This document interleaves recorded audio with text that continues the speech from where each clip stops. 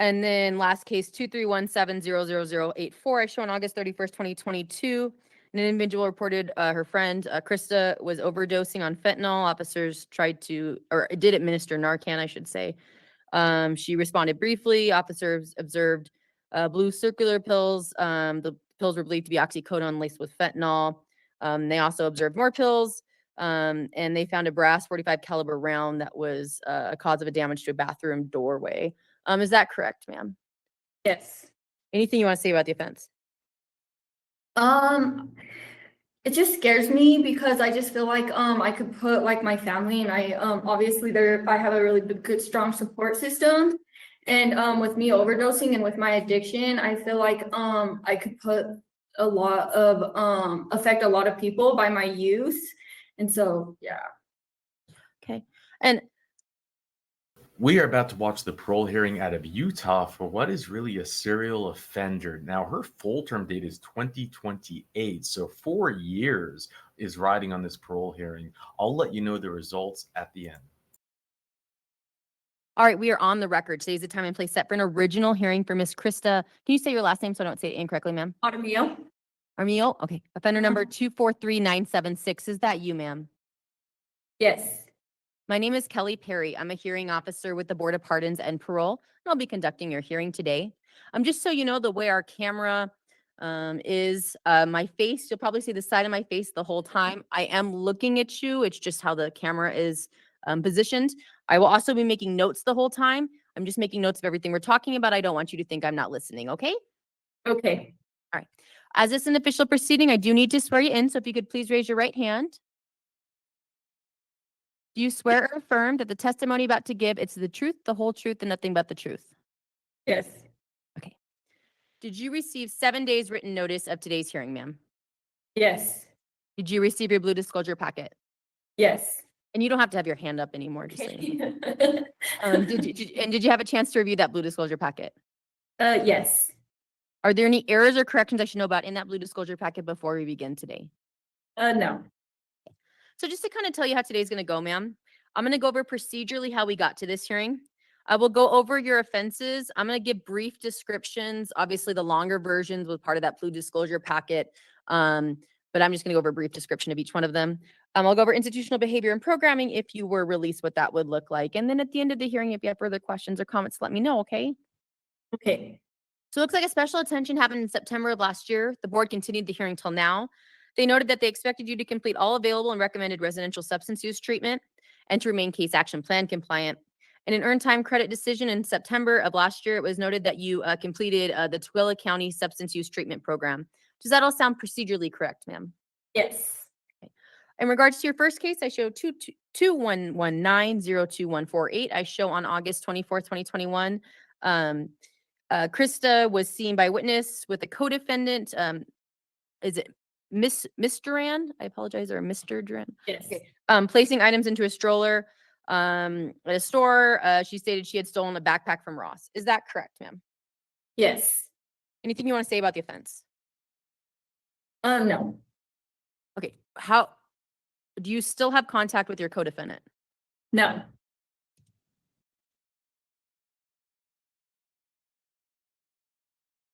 All right. Next case 2219-00594. I show on February 15, 2022. Agents with the Weber Morgan strike force attempted a traffic stop. Driver failed to stop. A pursuit ensued. After entering I-15 at a high rate of speed, the driver lost control, hit an inside barrier, disabling the vehicle. Officers took the driver, Krista. As they arrived, officers observed a male, Mr. Duran, exit the car and run along the barrier. The other passenger, Ms. Duran, was also handcuffed. A search of the vehicle revealed confirmed meth, scales, paraphernalia, and a handgun. Is that correct? Yes. Anything you want to say about that offense? I know I could have seriously hurt somebody. I could have hurt the passengers that was with me, and I could have hurt innocent people that was obviously driving too. So I recognize that that behavior and that offense, I could have really seriously hurt somebody. Were you using when you were driving? Yes. What were you using, ma'am? Fentanyl. And you know, and obviously you're addressing some of my concerns, right? When you drive and you drive using substances, you put everybody on the road, right, at risk, right? And you're kind of addressing that. So I appreciate that and any insight you have in that regard. Were you using in the prior offense as well? Yeah, so I started stealing from the stores because I was superly addicted to fentanyl, and so that was how I would support my habit. I would go steal from the stores and stuff like that, and then that's where it led to the high-speed chases because I didn't want to come back to jail, you know, and I was obviously under the influence and still on my addiction. So yeah. And thank you for your insight. Next case 2219-00599. I show on March 10, 2022, an officer assisted APP on a probationer check of an individual. Krista was located in a room. Approximately 7.2 ounces of meth were observed. A field saliva test showed positive for meth and opioids. Is that correct, ma'am? Yes. Anything you want to say about that offense? I'm sorry, I didn't hear you. No. Okay. Next case 2219-01985. I show on February 15, 2023, Krista and Mr. Duran carried several items of clothing, attempted to leave the store.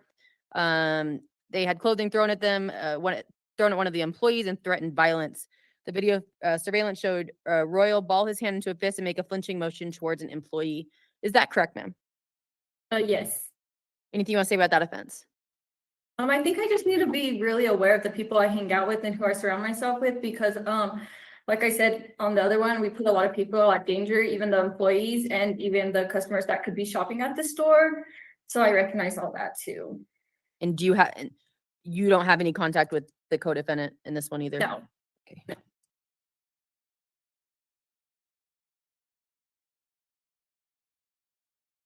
Okay, ma'am. 2219-03040 on November 3rd, 2022, an officer observed Krista walking on a street. A search of a purse revealed drug paraphernalia and fentanyl. Is that correct, ma'am? Yes. Anything you want to say about that offense? No. Okay. Next case 2117-01308. On July 8, 2021, officers were dispatched to a suspicious vehicle. When officers arrived, they observed two occupants in the front seat, slumped over sleeping. One of the individuals said they had been using heroin and Krista was with them. In the front passenger seat where she was sitting, a purse containing pipes and other drug paraphernalia was located. Also, 9mm bullets were located in the vehicle. Is that correct, ma'am? Yes. Anything you want to say about the offense? Did you have a firearm on you, or were the bullets yours? You said no. No. And then last case 2317-00084. I show on August 31st, 2022. An individual reported her friend Krista was overdosing on fentanyl. Officers did administer Narcan, I should say.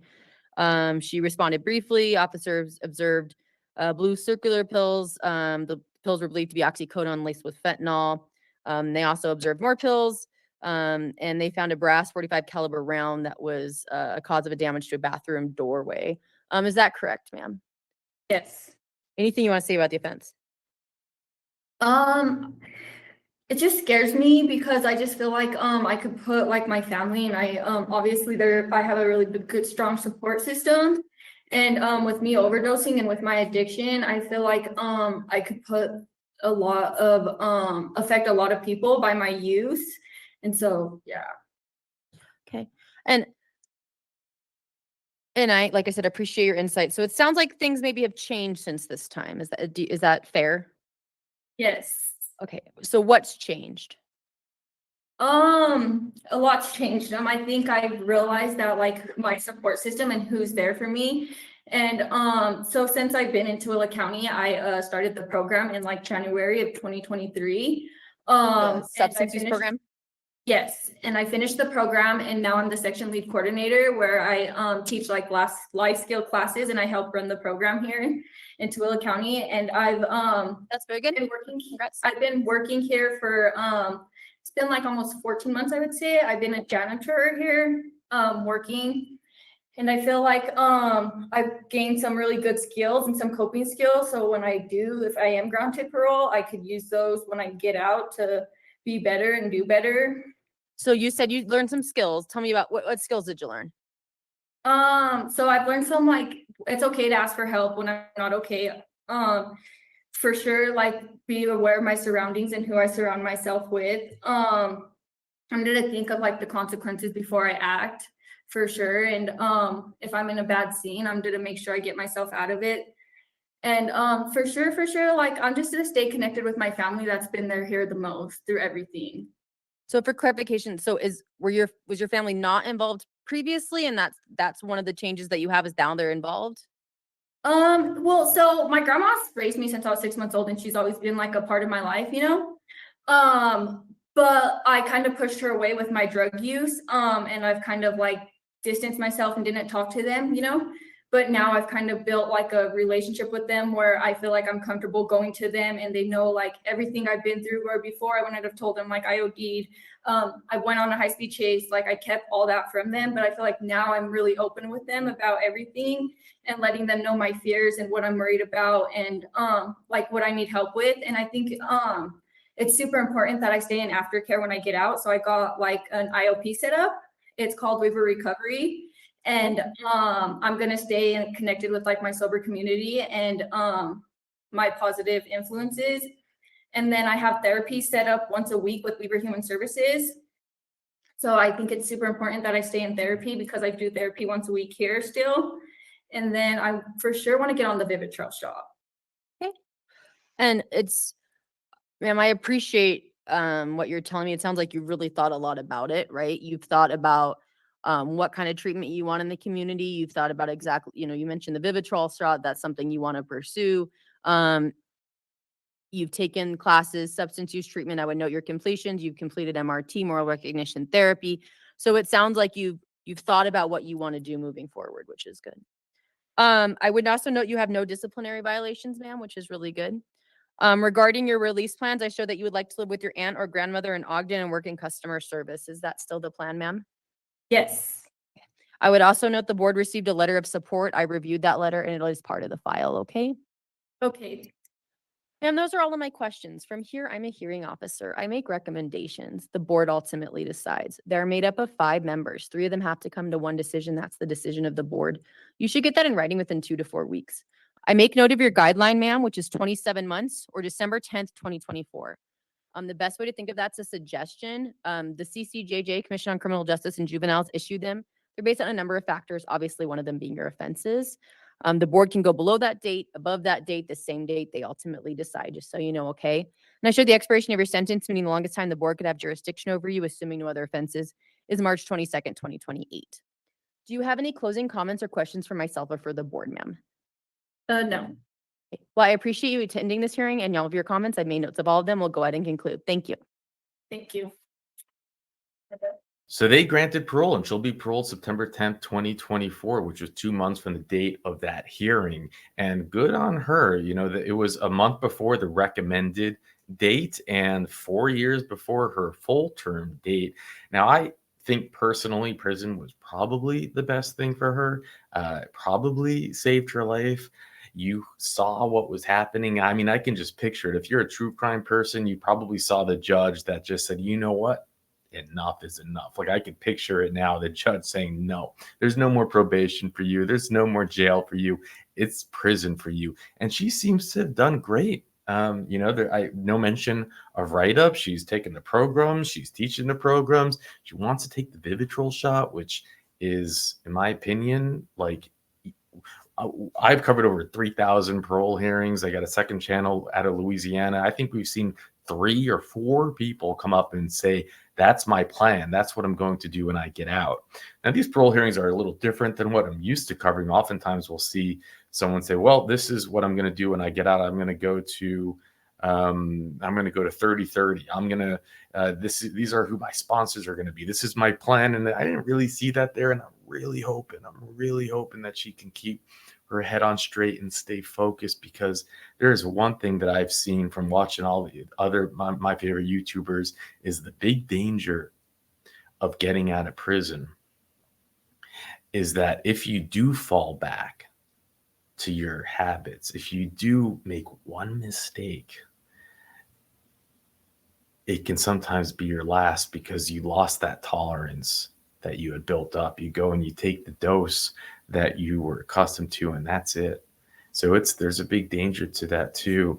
And she has a long record. Sir Richard put it in here, and she went over all of that in the parole hearings. But I mean, I see from her arrest starting at the age of 19. It's June 12, 2019, August 24, 2019, March 8, 2020, August 25th, 2021, December 16, 20. These are all arrests.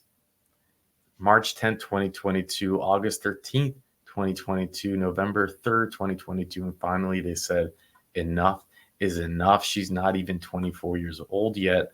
And her first arrest starts at 19 that we know of. And at least that's her first, documented arrest. So it's, I'll share her first arrest photo with you. It's a pretty good photo. If I were to get arrested, I would sign up for a photo where I don't look like, we've seen so many where it's like you're just like zombified. It's like, those classic arrest photos when you're like on bath salts or meth and haven't slept for 18 days. So I'd sign up for this one. But anyways, please help the channel reach 100,000 subscribers. And if she does come back for any reason, which I hope she doesn't, we will cover her parole revocation hearing. We keep track of the inmates that we watch their parole hearings. If they come back, we'll attach the revocation hearings. I hope we don't. Hope she does great. And with that, I'll let you go.